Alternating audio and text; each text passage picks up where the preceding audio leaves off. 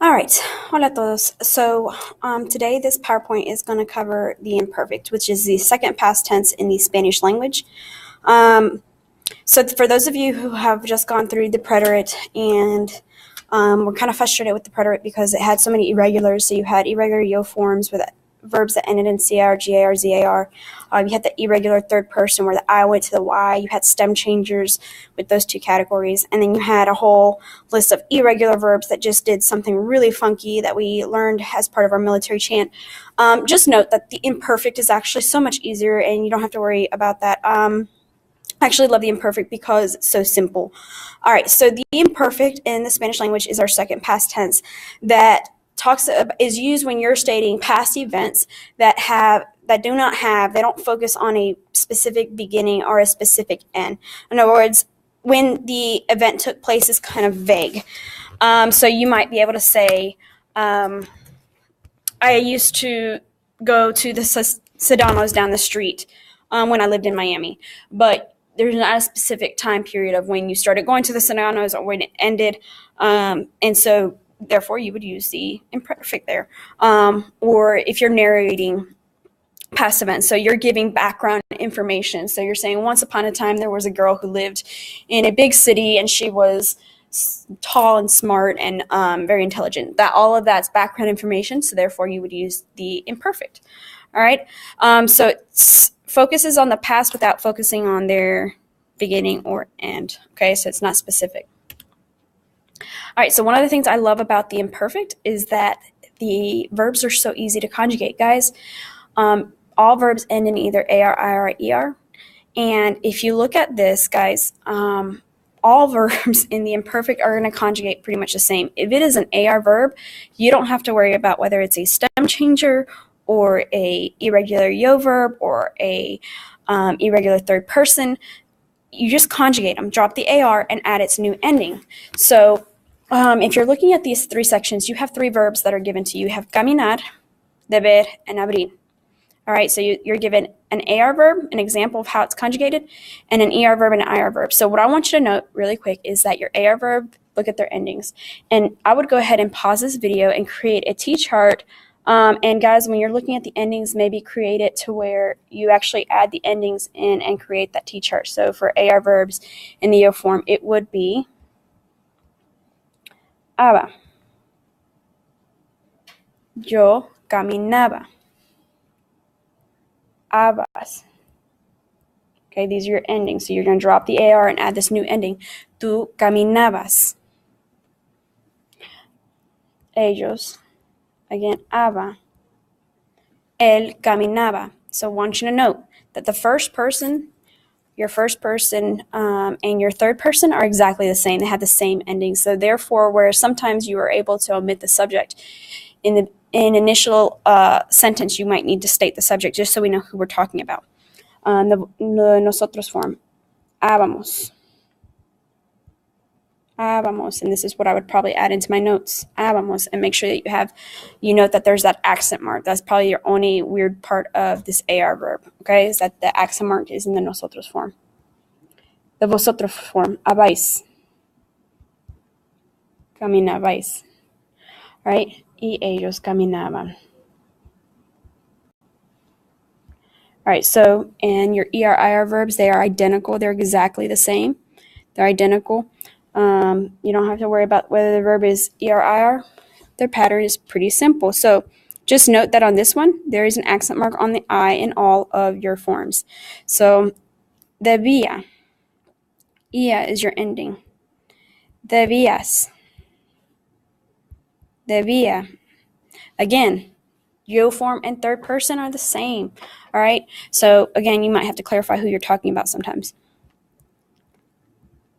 Debíamos. Íamos is your ending.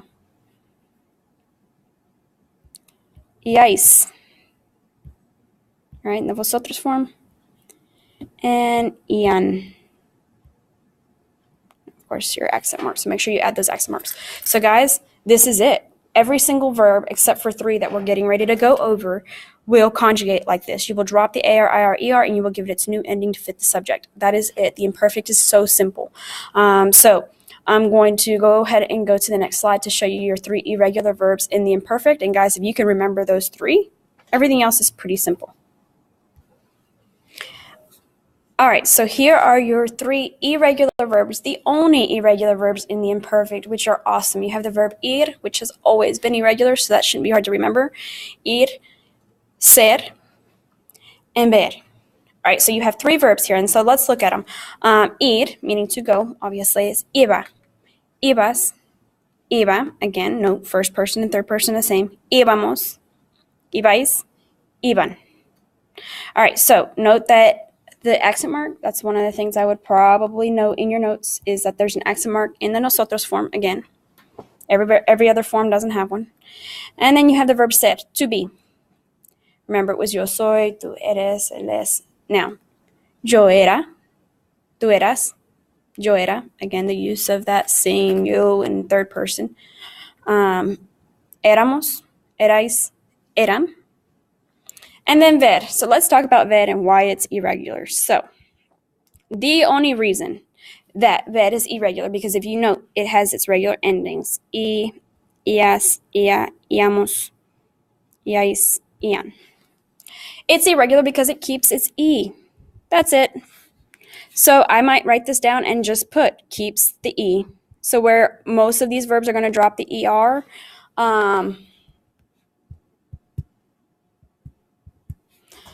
it keeps its E. All right, so that's what makes it irregular. The other 2 are completely irregular and would require practice and memorization. The other ones are not. So those are your 3. All right, so those are your 3 irregular verbs in the preterite. Moving on. All right, so this is where you're going to really want to take note. So we will get into, and probably maybe not in this class, but if you go on to take a Spanish 3 course, the difference between the preterite and the imperfect. So write this bullet down that you see in this PowerPoint. The imperfect tense narrates what's going on at a certain time in the past. Often it indicates what's going on happening in the background. So it gives that background information. And if you look at this, when I was young, I lived in a big city, and each week my parents went to the mall. You're giving this background information before you maybe give a specific event. So sometimes, like if you're going into a story of an incident that happened, and you're going to say, on this one day, this mystery happened. But before you get into the mystery of that one day, you're giving background information of the character. So you're saying there was a girl who lived in Texas, and she would walk every day to the stoplight. And then one day she disappeared. And then you get into that story of what happened before she disappeared. That's going to use the preterite and the mix between the preterite and imperfect. But that background information initially, before you get into the story, would use the imperfect because you're giving background information. Make sure you note that, because that's going to come into play. All right, and then there's this word. So this will come into play, this word I. Remember that I in the present tense, meaning there are, there is. So it's like when you're giving, again, that background information, but you were, before this lesson of the preterite and imperfect, everything was done in the present tense. So hay un niño, there is a boy. Well, if there was a boy in past tense, you're giving that background information, you're going to start a story with once upon a time, right? Well, in Spanish, the equivalent was había un niño, or there was a child.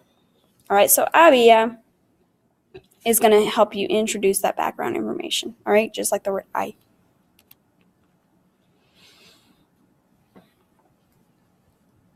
All right.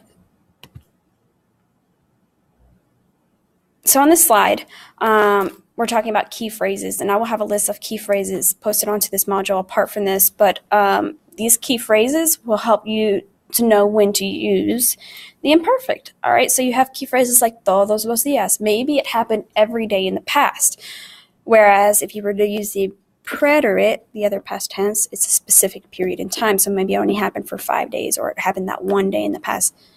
Every day will indicate, hey, I should use the preterite here. Always. Again, siempre. Mientras. While.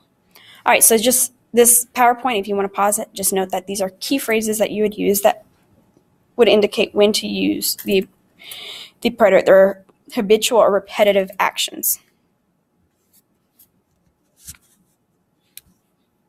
And then last but not least, so here's an example of that. Siempre dormía muy mal. Nunca podía relajarme. Estaba despertando. No sabía qué hacer. Ahora mis problemas están resultados